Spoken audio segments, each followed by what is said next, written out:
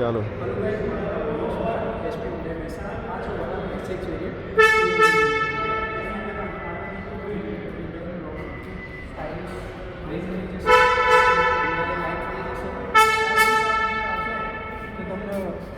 Diamond કટના એલોવીલ 15 ઇંચના મળી જશે. સાઈડ ઇન્ડિકેટર મિરર ઉપર આવી જશે. આની અંદર ક્રોમ હેન્ડલ આવી જશે. આની અંદર રિયરમાં આવશું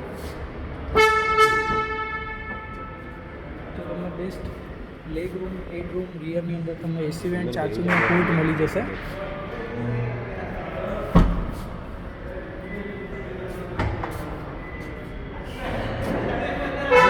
જોશો તો તમને 10 kgનું બટન મળે છે ગાડીની અંદર.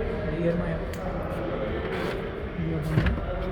સ્પેર વ્હીલ છે, જેક, પાનું, રિફ્લેક્ટર બધું મળી જશે. પાછળની સાઈડ શાર્પ મેચિંગના છે, ડીફોગર છે, સીએનજીનું પાછળ મેચિંગ લગાવેલું છે. પાછળ ઓરો સ્ટાર્ટ બટન આવશે. એની રિપ્લેસ સેન્સરવાળી ચાવી આવશે. એકવાર કરશો તો લોક થશે, સેકન્ડ ટાઈમ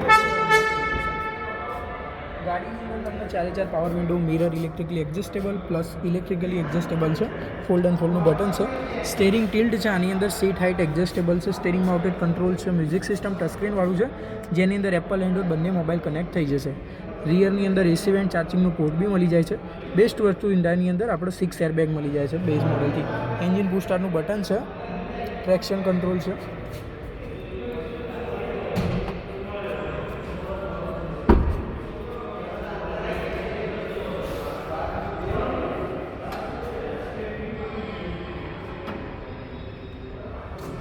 ગાડીની અંદર 500 સીસીનું 4 સિલિન્ડર એન્જિન 1.2 કાપા મળી જાય, જેની સ્ટાન્ડર્ડ